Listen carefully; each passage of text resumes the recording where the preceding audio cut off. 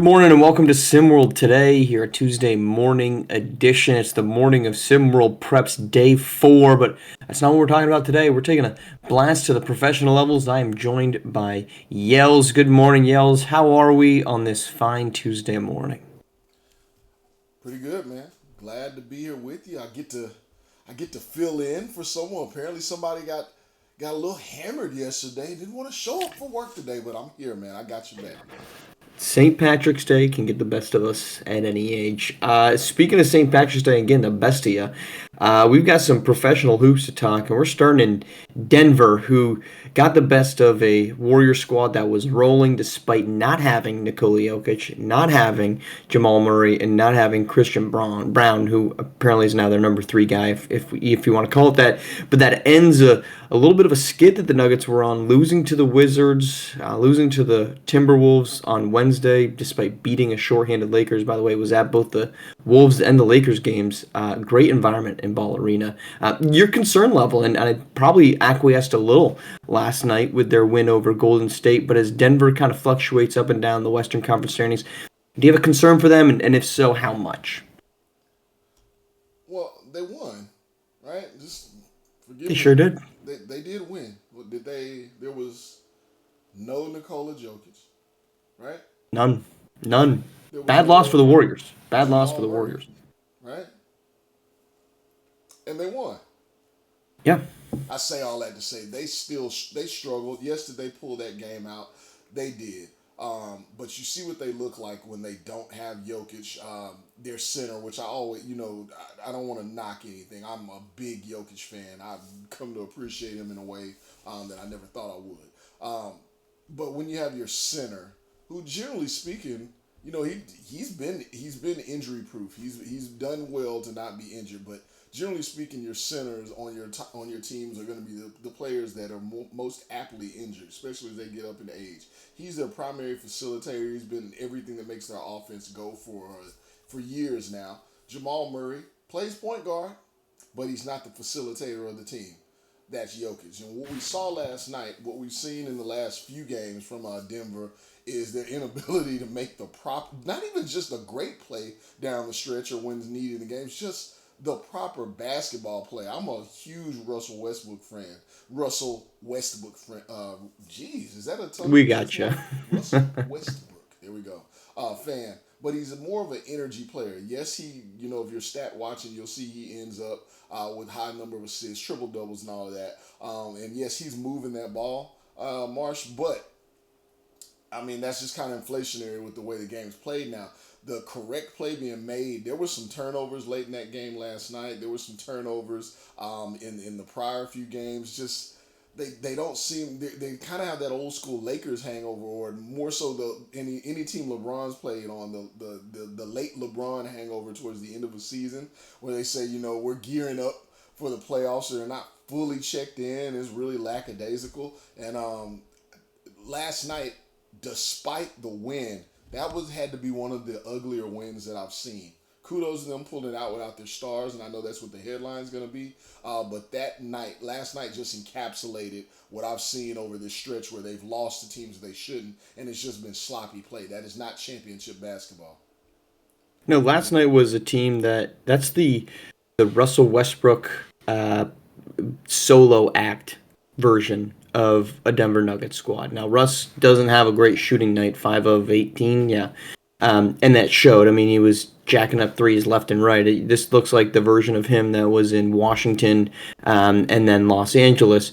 Most relevant, the Washington game. You're going to get some wins like that. And I don't think that last night is a solve for Denver. I think if you look at that game, Golden State couldn't hit free throws. Jimmy Butler, 6 of 10. That's very un-Jimmy Butler-like. They missed 12 in a game they lost by 9.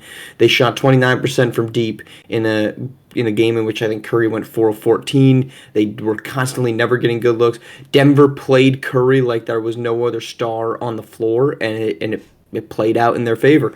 Last night, though, is not the coverall for Denver. Their concern to me is that they have not gotten the nights that they got last night from Michael Porter Jr. and Aaron Gordon. Aaron Gordon, 38 points, 4 of 6 from deep. That is not what we've seen from him traditionally. Michael Porter Jr., 21 points on plus 20 in the game. That is not what we've been seeing consistently from him.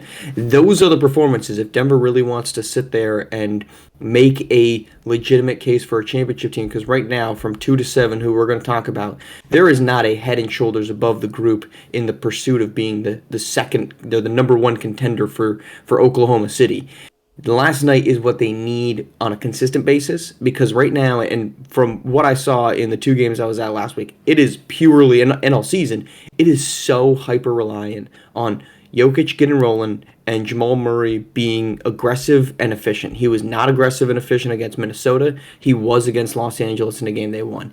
Jokic looked tiresome. He looked like he was up against the world in both of those games, because teams have just said we aren't concerned about Aaron Gordon. We're not concerned about Michael Porter Jr. and depends on if we really need to be concerned about Jamal Murray. And until you actually have to be concerned about Jamal Murray, which you had to do 2 seasons ago when they won the SWBA championship, you just don't have a high level of contendership in Denver. All right, let's go to the contendership of this whole thing. 2 through 7, last night took even more of a whirlwind of spin. So currently, Houston and Denver tied with 44 wins at the 2 seed. Los Angeles a game back with 42 wins, tied with Memphis, who's also a game back, and then Golden State, Minnesota, both sitting 4.5 games back of the 2 seed.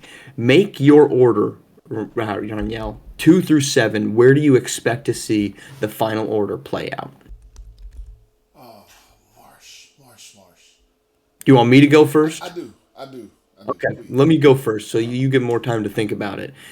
I think Denver's going to end up as your 2 seed. I think despite what we just said, you still have Jokic, and that's the best player of all those teams that are in the race. And of course, they're sitting there at 44 and 25, 2 wins up on Los Angeles in the win column. I think Houston holds on for the 3 seed.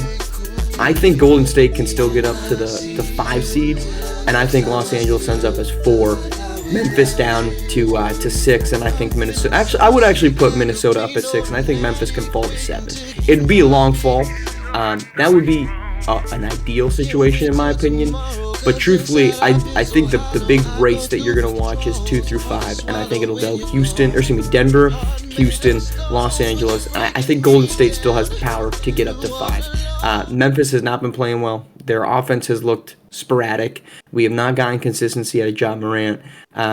And I think there's a real case to be made for Golden State to getting up there. I think the same case can be made for Minnesota, but their recent run to me is so reliant on Julius Randle playing out of his mind and Naz Reid as well, that I don't think that's as sustainable as Golden State. Is there some homerism in there? Sure is. It's a hard hill to climb, but I do think Golden State ends up getting up to the 5 matchup, and then the SWBA gets the Los Angeles Golden State opening round. LeBron versus Steph, Luka versus Jimmy Butler, I guess, if you're picking a number 1/2 guy. But that's where I would expect to see the Western Conference fizzle out.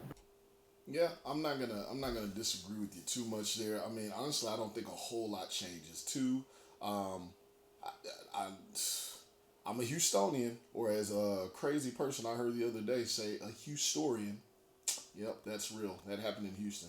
Um, Houstonian, but I'm not a homer, so I don't just pick the home team just to pick them. I don't think Houston maintains number 2. As much as I just said about Denver, um, I have my concerns about them going in number 2. I think LA gets up to number 2. That's where I see them. I see Houston Okay. at number 3. Denver, like I said, I think they may be resting some guys up. We may see some more time off for Jamal and Jokic. So I think they slide down, or excuse me, they stay at number 3. Houston falls down to number 4. I think Golden State hops up to number 5. They've been playing some really good ball. They have the opportunity maybe to get up to number 4. We'll see. Memphis slips. I agree with you there. Not consistent in their play, in my opinion. I love. I hate to love John Morant. I love his game. Oh man, but the stuff he's done, I have a hard time getting through it. I know I'm supposed to by now, but anyhow, his consistency on the court has been a challenge, and just the team in general, as you said.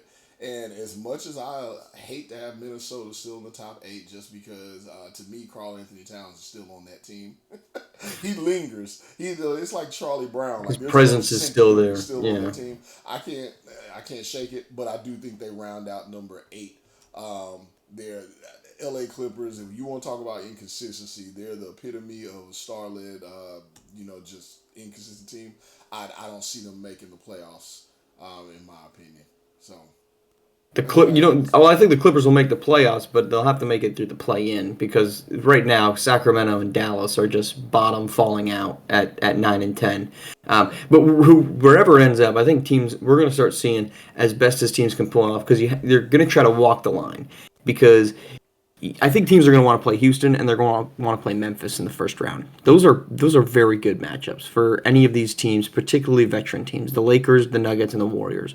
They're going to want to play Houston. They're going to want to play Memphis because Houston's offense is atrocious. Late game offense is absolutely terrible. I saw them in Indiana against the Pacers, and they were without Fred VanVleet, and the second half was just chaos. It was trying to go through Jalen Green, which was inconsistent. It was trying to go through Alperen Sengun, which was inconsistent. They finally turned it over to Thompson, and it was the same. Like I think there's a high ceiling for Thompson as a point forward, but it certainly isn't getting reached this season. And I think teams are going to be targeting trying to go after Houston because as good as their defense is, and it was very good, Tyrese Halliburton still picked them apart in that game, and there's just no real offensive option for the Houston Rockets late in games. Veteran teams that know how to win the playoffs are going to want to get that matchup and take full advantage of it. All right, let's go to the SP Top 25, which might I add, just want to throw that in there. I think that's what you're getting at too, Marsh, with the younger teams like that. Sure, they can be great, show some great stats, but in a 7-game series, being able to hold it together consistently. yeah, won't be a sweep. I think you're looking at a 5 to 6 game series if you're a Los Angeles, a Golden State, or Denver. If you get that matchup, but it will. I just don't see Houston getting it. I think they remind me a lot of the Sacramento Kings from 2 seasons ago that lost to Golden State as the 3 seed in the opening round. That's what their ceiling feels like. Good, but the reverse. That Sacramento team had a great offense and a terrible defense. This Houston team has a great defense and a terrible offense. All right, let's go to the SP Top 25, which got updated over the weekend. We got a new number 1 team as Alabama usurps Duke as a 20-2 number 1 ranked team in the entire country. Not a ton of movement in an otherwise yet again interesting week. Any takeaways from the latest SP Top 25? No, none. None at all. Nothing stood out to you. No, I think the SP 25, as Rick calls them, those old geezers. I think they got it right. I mean, that's what happens in the latter part of the season. Is you start knowing what's what. Things start to make a little more sense. There's some historical value to those rankings. When you see who the top teams are, people stop arguing things because they make a bit more sense at this point. I don't have any huge takeaways from the rankings because we're heading into conference play, and I think conference play is the tell all at this point. People love rankings. That's what the comparison is the heart of humanity for some reason. So to start the season, preseason SP 25 rankings, big deal. It kind of sets the stage for expectations and pressures for a team. Early on the season, SP 25 is a good barometer to try as a coach. You use the SP 25 to try and motivate your team one way or another. If you're on the right side of the SP 25, or if you're not, in my opinion. As you get on to the later part of the season, you should know what the core of your team is. As a fan, it's really just for speculation for us, just to talk a bit. And once you get into this part of the season, when you're in conference play, to me, if I'm a coach, if I'm a player, I'm throwing the SP 25 out the window. I don't care. It's a beautiful thing to let the fans argue about, and they're going to do it. But at that point of the season, it's all built on the back of what we're able to get done in conference play and preparing to make a run in the tournament if we have a chance. And we should know if we have a chance at the tournament at Hoopsteria by now or not. So SP 25, love those, 60 guys and gals that work on that. I think I think it makes sense at this point. To a lot of people who maybe it didn't make sense for, but for me personally, SP25 at this point of the season has a lot to do with seeding for Hoopsteria. So I guess you could say that, but as far as the competitive nature, doesn't matter to me at this point. The only thing I'm watching, because I think the number one or the 4 number 1 seeds are pretty much determined. I said that on my piece on Saturday. I'm going to continue to maintain that. I don't think there's any way Kentucky gets into it. So what I'm going to watch is what do they do with Iowa? Because Iowa's lost 2 straight games. They haven't looked competitive. They played tonight. They're without Lamarian Sherwood. With Sherwood, they're a top 10 team. Without him, they're 0-2, potentially 0-3 after tonight. And that's not a top 25 team. So do they keep Iowa? And they fell from 9-18 last week, the biggest faller really of the season in a single week. But what do they end up doing with Iowa? Do they kind of say, like, well, you can't fall out of the top 25 because when healthy, you are a contender for a national championship? Or do they say, look, you're not playing like a top 25 team? And I think that's the balance you have to strike. And it's the availability of your star. If your star's available, this is a top 10 team. If he's not available, they're clearly not a top 25 team. So do they keep them in the top 25 moving forward? Or do they just kind of say, look, you're sitting here at 18 or 20 or whatever it might be because we know you're better than this, but we know this isn't your real version. To me, that's what I'm most interested in watching. Do you end up giving them a top 5 seed because they deserve it, and with Sherwood they would play like it? Or do they get a benefit of the doubt and or not benefit of the doubt? Do they get bumped down below and be forced to be into like a 7 seed because they say, well, Iowa, you haven't had Marion Sherwood for 6 weeks and you haven't looked like a championship team that we've seen and come to expect to you from the beginning of the season. So to me, that's the only real interesting point. It's not really a takeaway. I'm just fascinated to see what Iowa ends up doing, considering the fact that they still don't have their best player and arguably the best player in college basketball this season. All right, that's our show. Reminder, SimWorld Prep rolls back in with day 4 of The Last Dance tonight. The last 4 spots in the quarterfinals, which will begin on Friday, are up for grabs. Making sure you're tuning into that. All of that starts at 6 p.m. with Gotham 5 and Heartland Zombie Stars at 6 p.m. And then, of course, the game of the week in the Big 12, Kansas and Texas. That's Thursday, March 20th. A little bit of a tease in because that actually is the day, not Friday. Thursday is the start of the Last Dance return. So we'll get game of the week and the Last Dance all in the same Thursday day. But plenty of things to be figured out in college basketball. Plenty of things to be figured out in SimWorld Prep tonight, day 4, opening 2 rounds of the Last Dance rolls on. Yells, appreciate you pinch hitting here on short notice and joining into the show. We appreciate you all tuning in as always every single day. We're back tomorrow morning. Maestro rejoins the show, reacting to the end of the opening 2 rounds of the Last Dance and looking ahead to the quarterfinals and semifinals coming up this weekend. All right, that's Ron Yell. I am Marsh. Appreciate you tuning in here on SimWorld TV, the only place you can see the game, be the game.